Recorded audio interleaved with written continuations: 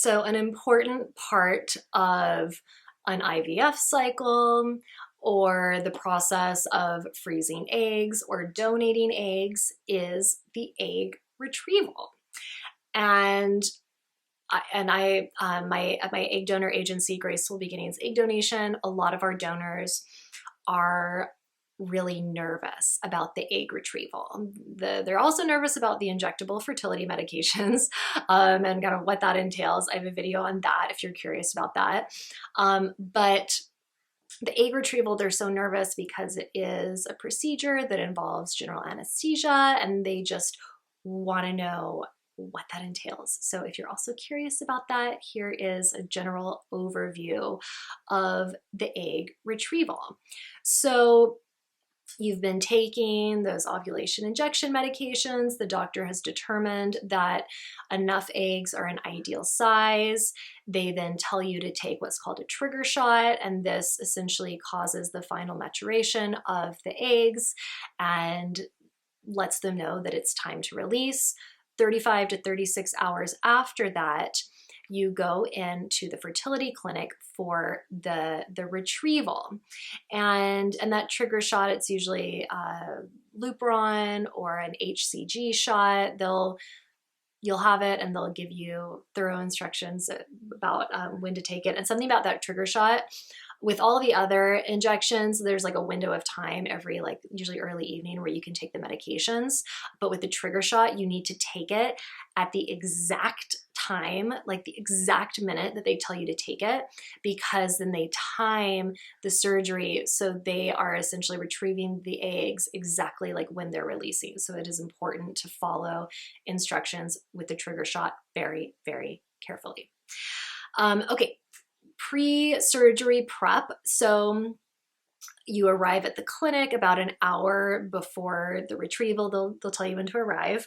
You'll do necessary paperwork. You'll prepare for the procedure. You want to wear like loose, comfortable clothing. If you wear contacts, they'll tell you to wear your glasses instead. Don't need to have any makeup on. Like, don't do your hair. Like, just be totally chill. Nothing fancy. Then you'll be put under with anesthesia. An anesthesiologist will administer IV sedation. Sometimes they'll give you something before that just to kind of help relax you before they actually administer the sedation. This helps to prevent you from feeling any discomfort. It'll be like the deepest sleep you've ever had. You won't be aware at all of what is happening. It's like 1 minute you're there, they'll probably tell you to count down to 10. You won't even make it to 7. You'll be out. And it feels like almost immediately after you're awake in the recovery room. So it's quick.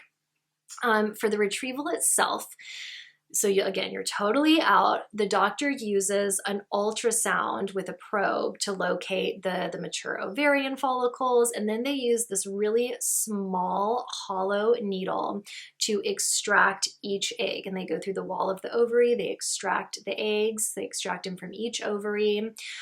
This process doesn't require any incisions, and it's very straightforward. It only takes about 10 to 15 minutes.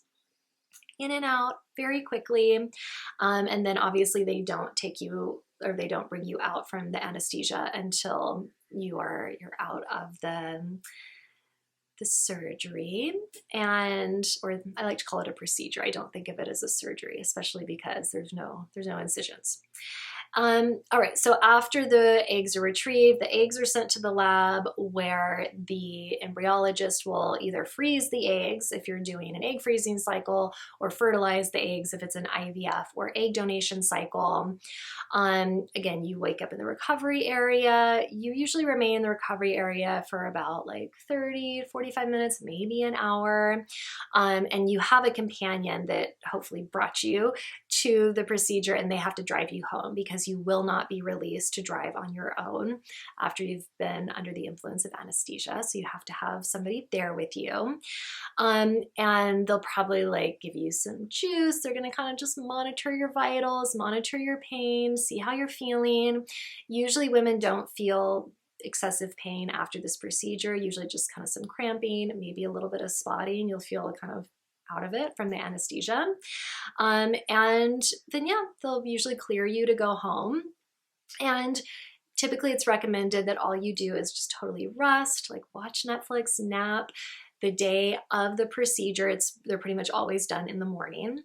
But then you're typically cleared to return to like school or work the next day. Might have, again, some mild bloating, some soreness.